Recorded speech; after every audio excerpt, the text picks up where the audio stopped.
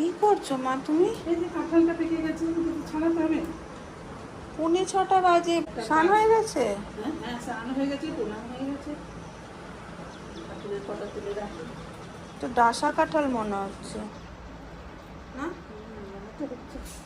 দেখো সুযোগ পেলেই পিসির ঘরের এখানে এসে সব লন্ডভন্ড করে দিচ্ছে।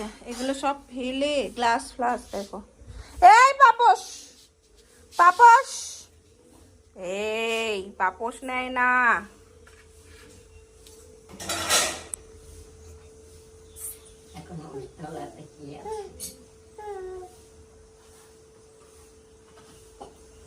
পিসি তোমার কোনায় কোনায় কি আছে আমার ছেলে সব বার করবে। তেঁতুলের কৌটো বার করেছে। এটাই তো ছোট ছেলে। ছোট ছেলে বললে কেন?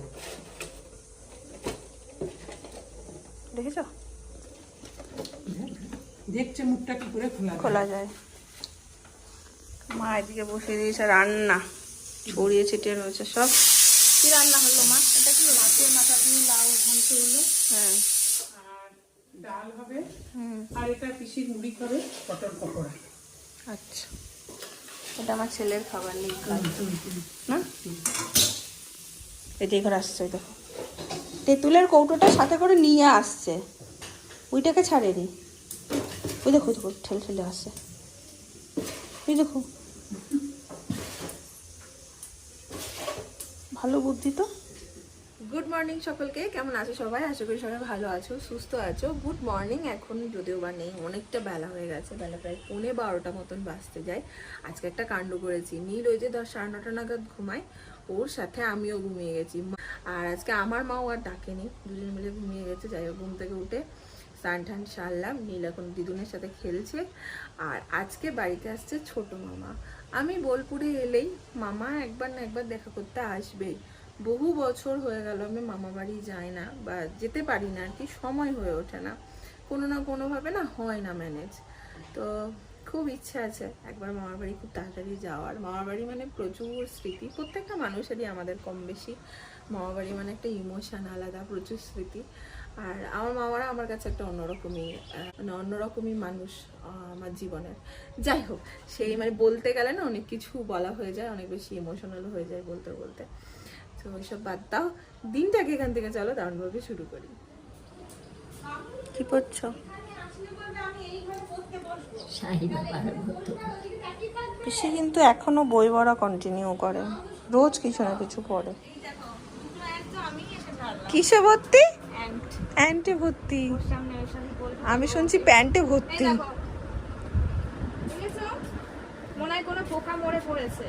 ওগুলোকে খেয়ে পিঁপড়ে। এই আর ওড়নাটা দিয়ে কি বলে দিদি?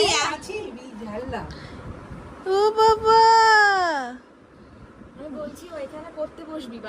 হবে না এখানে পড়তে বসলে। আমার কোনোদিন এখানে পড়া হয়নি। রাস্তা দিয়ে কে যাচ্ছে দেখবে, তারপর সোনালী মাসি এখানে বাসন ধুচ্ছে, ওর সঙ্গে একটু গল্প করবে। ওদের দিদি আসছে তো, তারপর যেই দেখবে মনোজিৎ দা আসছে, দৌড় লাগাবে। সেই সব দিন বাবা, ঠিক খেলাটা জমে উঠতো। আর টিচার আসতো সাইকেল নিয়ে। এই দেখ মামা এসছে। মামা মানে দু হাতে দুটো বড় বড় ঝোলা। এইদিকে রাখো, দেখেছো কি এসছে বাবা? এ বাবু আয়, বাবু কই গেল?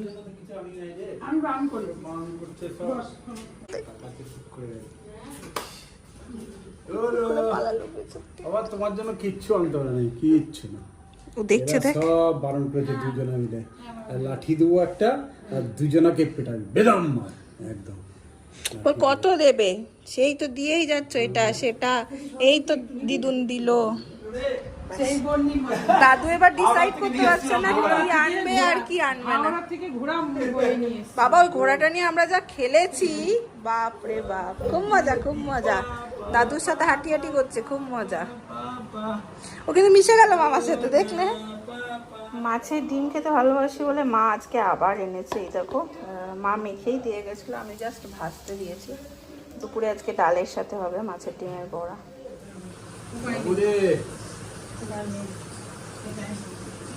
বাবু স্নান হয়ে গেছে, বাবু হাবুর। তিনি এখন কান চুলকাতে লেগেছে, ঘুম পাচ্ছে। হ্যাঁ,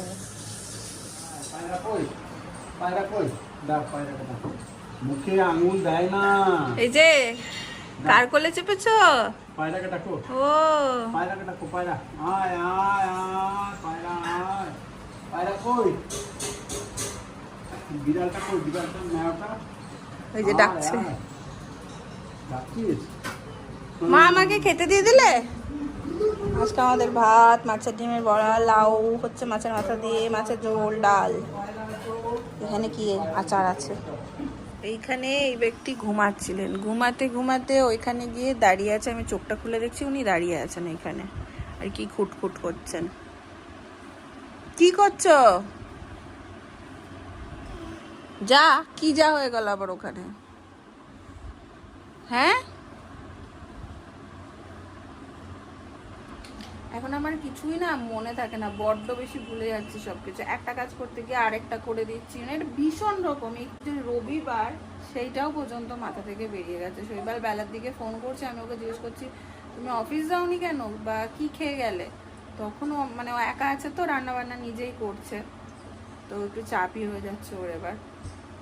সেটা পর্যন্ত মনে নেই যে আজকে রবিবার। এদিকে ও দুপুরবেলা ঘুমাচ্ছিল। মামা একবেলার জন্যই এসছে। কি দিতে হাসি? মামা একবেলার জন্যই এসছে। তো এখান থেকে গেল আমার বোলপুরে যে মাসি থাকে, আরেক মাসি, মানে আমার মায়ের মামাতো বোন, তো সেই মাসির বাড়িতে গেল। ওই মাসির সাথে দেখা করে ওদিক থেকেই মামা চলে যাবে, আর মা আসবে বাড়ি। আমি তোকে ফোন করলাম। আয়, কি এসছি? ডাকো ডাকো, দিদিয়াকে ডাকো। দেখ চললো, দেখ টাটার নাম শুনেই চললো। যা চলে গেল। যাও যাও যাও, ওই যে দিদিয়া ডাকছে, যাও। যাও যাও, দেখছিস? এই যা তো, যা যা, চলে যা, চলে যা। ও যাবে না যখন, চলে যা। কেন কেন? ডাকো, দিদিয়াকে ডাকো।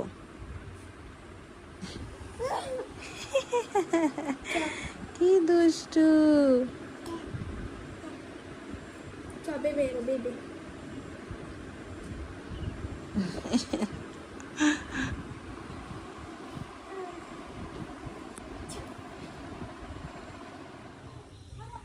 কি করছো, কি করছো তোমরা? বিকেলের ঘুরু ঘুরু। দেখ ও ডিরেকশন দেবে, দিদিভাই দেখ, ও ডিরেকশন দেবে। অত বড় দিদি, এই এই এই, অত বড় দিদিকে ওর কথা মতন চলতে হবে। তুই নিয়ে নে, কোলে নিয়ে নে বাবা, কোলে নিয়ে চলে, আমি একটু নিচ্ছি।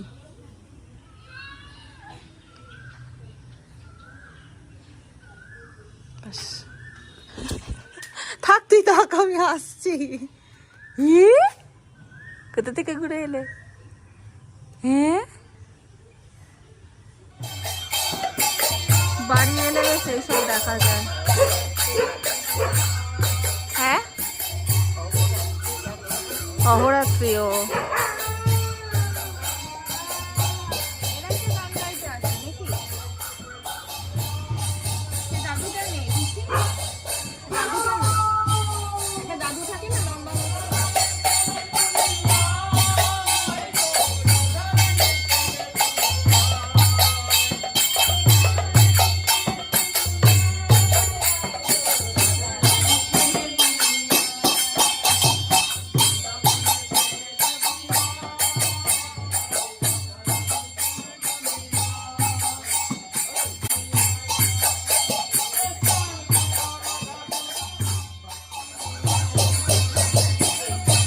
চোখটা ফেলছে, দেখ চোখটা ফেলছে, পট পট পট পট করে।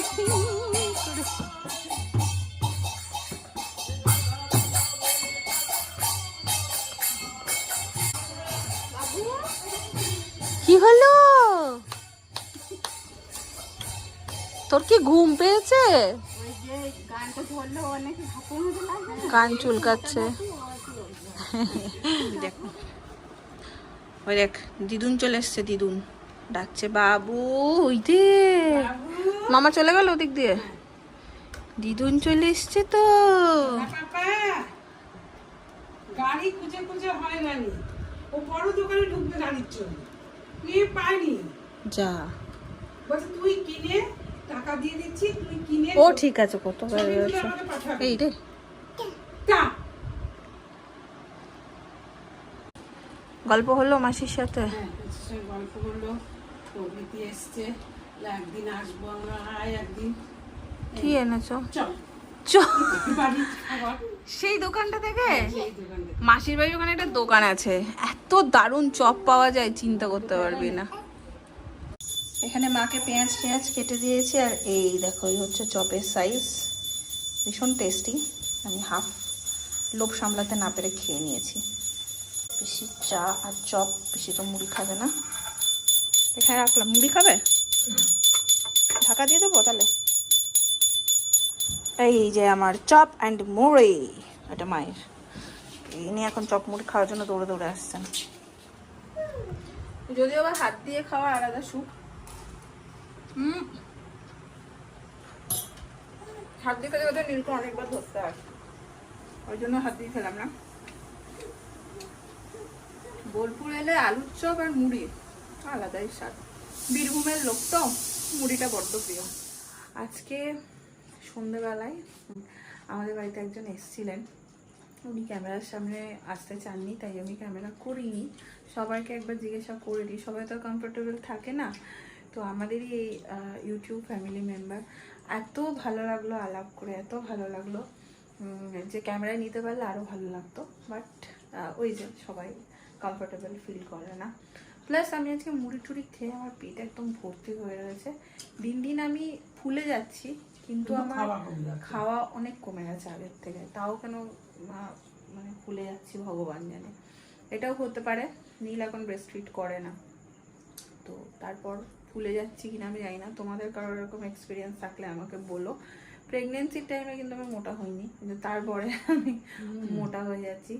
আর আমার একদম এখন আর এনার্জি দেয় না, এটা এক্সকিউজ যে কিছু ওয়ার্কআউট করি বা কিছু করি, বাট খুব বুস্ট করছি নিজেকে, যারা করার না এর মধ্যেই করে নেয়। তো আমি নিজেকে বুস্ট করছি যেন আবার করতে পারি, কারণ আমি নিজেও বুঝতে পারছি যে আমি অনেকটা ওয়েট গেন করে ফেলছি। যাই হোক, তাই হচ্ছে ব্যাপার। সন্ধ্যাটা খুব সুন্দর কাটালাম, ওই জন্য সন্ধ্যা থেকে আছে, এবার ব্লগও করে নিই। আর আরেকবার হ্যাঁ চলো তোমাদের দেখিয়ে দিই, এই যে নীলবাবু যেমন ঘুমায়, ঘুমিয়ে গেছে। মা বলছে বাপরে বাপ যা উজ্জতি করে, বাপরে বাপ সত্যি। আবার ঘুমিয়ে গেলে ঘরটা পুরো শান্ত হয়ে যায়।